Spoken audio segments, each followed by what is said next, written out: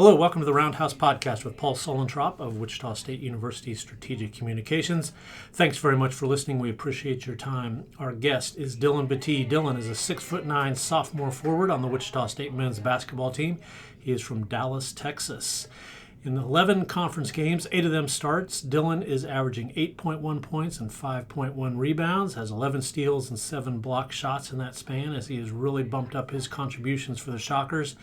He's shooting 55% from the field, coming off a career-high 19 points on 8 of 10 shootings, along with 9 rebounds in Sunday's win at Tulane. Wichita State is 15-9, 7-4 in the American Conference. They play USF and Tulsa. Those are the conference co-leaders. They play them this week at Koch Arena. USF on Wednesday, Tulsa on Saturday. So, Dillon, the Shockers have won 5 of 6 games to get into the middle of February with a lot to play for. What happened in January that pushed this team into this right direction? We got our heads on straight. We took on the challenge of becoming the best team in this conference, and Coach challenged us to do that, and I think we've responded great. Take us more into that. Does he challenge you in a video session on the court? And what words worked? What part of the challenge really resonated with this group? He challenged us on the court for sure, in film for sure, showing us things that we can improve on as a team, showing us individually things to improve on, and, just telling us what needs to happen, and our whole team has responded to that. He has remarked on several occasions when he's been asked about your recent performances that you are really open to coaching and that you have really bought into what do I need to do to help this team. What did he say to you that really was helpful and has pointed you in this right direction? He's told me a few things like playing under control, rebounding, defensive effort, just things that I can do better to help us win. And I think that being a coachable player that wants to become the best player I can be and the greatest, I've just responded to that and taken that challenge. You come from a real basketball background. Has that helped you be open to coaching? Absolutely. My dad and uncle, both of them played professional at an extremely high level, and that just runs in the family. Your dad, Derek, played at Temple. Your uncle, Tony Battie, played at Texas Tech, spent 14 seasons in the NBA. So growing up in that kind of family no doubt had a big impact on you. Okay, 2 big games this week. Wichita State's working hard to get big crowds back in Koch Arena. I know you had a social media post where you're encouraging people to come out. Why is the crowd important? Why do players care about that? I think it just obviously the game is the game and we're focused on the game, but having a huge fan base and amazing people that we play for every game be there to support us in person, it just brings a whole different energy. You might get 3 stops in a row and the gym erupts. That causes a headache for the team and just gives us extra momentum and extra boost.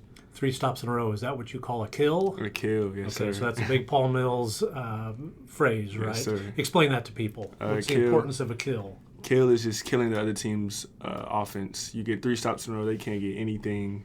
Shot clock violations, steals, blocks, great defensive possessions that end in rebounds. That's a kill. How do you balance the excitement, big week? Hopefully there will be big crowds. How do you balance that excitement with sticking to the routine that got you into this position? Well, honestly, for us as the players, nothing changes. Our approach to the game is the same. The only big difference is if we can get 10,500 people in the stands, that's just on top of it. But our respect to the game and our respect to our opponents is not going to change at all. Yes, assistant coach P.J. Kuznard is asking for 10,000 people. We see that frequently on social media. Okay, January 15th, the Shockers play at Florida Atlantic, and they lose 85-67. That was the 3rd loss in 4 games for the Shockers. Then 3 days later, Shockers bounce back. They beat USF 86-85 in overtime on the road. Wichita State trailed by 13 in the second half, forced overtime. And that win started this stretch of 5 wins in 6 games. Will we look back on that game against USF as a turning point for this team? I think you could say that. That showed that we were relentless and willing to fight. We went up at halftime, then went back down. Games have their ups and downs and their swings, but our relentlessness to not give up sealed us that game in overtime. Take us through your adjustment to Wichita State. You spent your freshman year at Temple. Take us through the summer and into the fall and how you transitioned. Well, a lot's going on for me this year.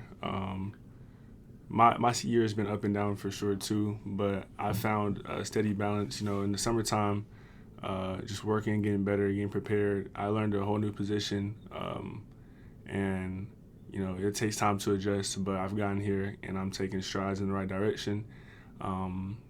But I found pretty good footing here at Wichita State, and I'm enjoying it.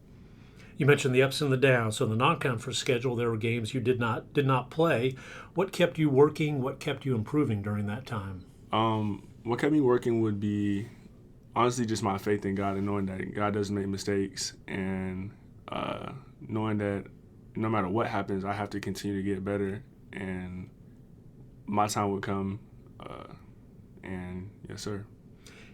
Do you look back on a light bulb moment? Was there a turning point where you walked off the practice court or walked off the court after a game and said, all right, I think I've got this in a good spot. I've got some things figured out?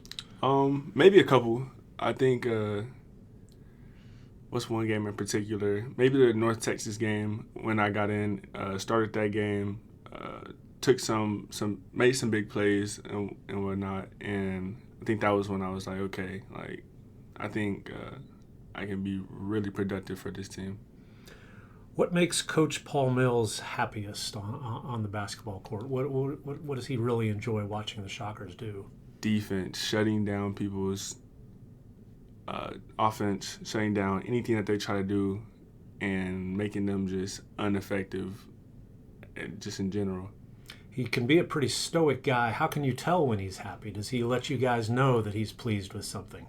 You know what? I haven't really figured that out about him yet, but when he gets excited, he does his fist pump thing that everybody loves. I think that's super funny to watch. The time we know he's fired up and he's excited, he's amped, and as a team, we respond to that really well. We have seen the fist pump come out a little more recently. I think the Memphis game was the first time really noticeable. So the players notice that too. They notice when he gets hyped up. Yes, sir.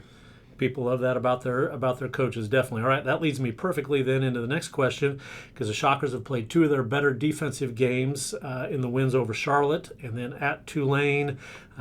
Two things stand out: limiting their offensive rebounds and shutting down their three-point shooting. That was helpful in both. Dillon, the defense, why has it improved over the last week or so? Everybody's just putting more effort in. We're doing the things that matter and the things that contribute to winning, doing the 95%. But I just say as a team, we've decided, hey, we're going to shut down these O boards, and we're going to limit these teams on the three-point line. So any team that loves to shoot threes and get their rebounds, put backs, limit them to second chance points, we've taken that on and decided that that's going to be our identity.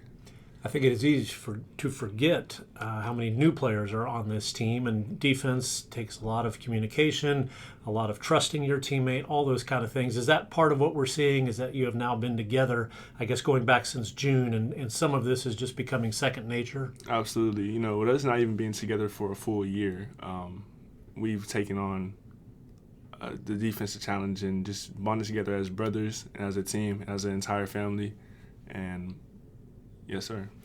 Tell me if I'm seeing this correctly from my spot, either on the sideline or watching on TV. I know that Paul Mills, after the loss at FAU, he talked about wanting better body language from the bench. And it seems to me we're seeing more activity on the bench, both from the players, assistant coaches.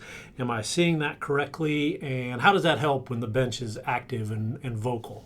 Well, bench body language is really just all about cheering for your teammate, cheering for the success of others on the floor, and that's imagine you have somebody in your corner that they might not be on the floor, but if you do anything great, they love that for you and they love that for the team.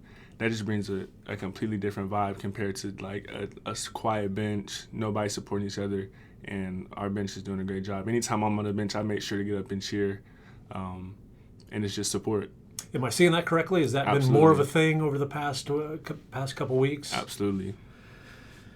Who is the teammate who is most vocal in the locker room? Which guy maybe sets the tone for playing hard, practicing hard, doing the right things? I would say there's a couple guys. And that's also what makes us super connected. We got, KG, as a main leader, KB, TJ, these are all vocal guys. Will, mainly older guys, but yeah, those are the guys that are in the locker room talking to us. Everybody contributes, though. I'd say our team isn't like, hey, you have these few guys talking and everybody else is quiet. Everybody talks. Everybody says something. But, those main guys, those main older guys that lead the way, KG, KB, and also TJ. Kenyon Giles, a guard that is leading the Shockers in scoring. Karan Boyd, forward, excellent defensive player, really shooting the ball well. And TJ Williams from Wichita Heights to catch people up on the names. I understand you are a dedicated video game player. What's your favorite video game? I play 2K. I play Call of Duty. Those are really just the main two things I play in my free time. Who's the best video game player on this basketball team? It's definitely me. Definitely you. Is there anybody even close, or? I don't think so. I think I'm by far. Okay, all right. Who's the best dresser on this team? Dresser. We have a lot of guys. Hold on. We have a lot. Personally, I think somebody with the best style is probably KG, but Jared Valencia also is pretty fresh. I'd say that. Okay. And, yeah. I always liked asking, because we've seen so much over the last few years. It's a big deal. The NBA players, they're walking into the arena, and we get the camera on them showing off what they're wearing. Has that filtered to college athletics? Do guys pay more attention to what they're wearing because of that influence? Absolutely. Like when you see the pros do it, and as a college player, knowing that you want to become a pro, we're gonna do what we see the older guys doing, and I think that's definitely filtered into college sports now. You are in the process, or already have up and running, an Instagram account dedicated to day trading. Tell us about your interest in day trading and how you got hooked on that. Well, I just started off seeing videos about it, and when somebody says, "Hey, if you invest some money here, you can become really profitable and take care of your family," and so I just started studying it like I study everything else, and I got better at it. Then I decided, hey, if I'm going to be good at this, I'm going to teach other people how to do this. I'm not going to hold this just to myself. So let me actually teach people how they can also do this so they can provide for their families as well. In times like this, everybody has to stick together, especially in an economy. Everybody has to stick together. So I started an Instagram account for that, and I've gained plenty of followers, just wondering how I do it, and love to share that information with them. Okay, hit us with the Instagram handle if people want to learn more about day trading from Dillon Battie. It's called Dillon is Real. Dillon is Real. Yes, DILLONISREAL. Absolutely. All one word. Yes, okay, sir. What's your top tip for someone who wants to get into day trading? Learn how to read candles. Those are the most important thing. Learn how to read candles, and just be smart. This team has quite the variety of shoes, lots of colors. I've seen Karan Boyd. I think he changed shoes at halftime of one game. Of course, Karan is famous for the Grinch shoes, which caused a big stir a few games ago. What are your favorite shoes, and how do you go about deciding what you're going to wear for a particular game? Honestly, for me, I don't really jump shoes a whole lot. If I have a pair that feels good and I play in, I'll stick with that. But I have some Kobe 8s that are purple. I love those shoes, and they've been good to me. But, our team, we have a lot of guys with super unique styles, unique colors, and they switch it up all the time. But every player has their preference. So, who has the best shoe game on this team? You know what? I'd say either Karan or Will Berg. Will have some pretty nice shoes. Yeah. Very good. All right, Dillon Battie, thank you very much for your time. The Shockers have a big week this week. They play USF Wednesday at 6:30. They play the Tulsa Golden Hurricane on Saturday at 6 p.m. as part of Hall of Fame weekend. Dillon, thank you for your time. Thank you.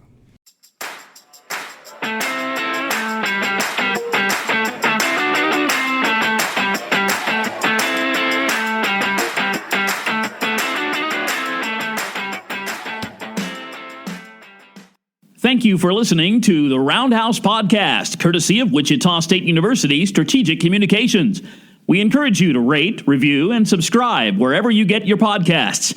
You can find more Roundhouse content at GoShockers.com. Camp pushing it up court, looking ahead. Long three. Good. He's 30 feet away on that one. That is a killer. This is Incredible.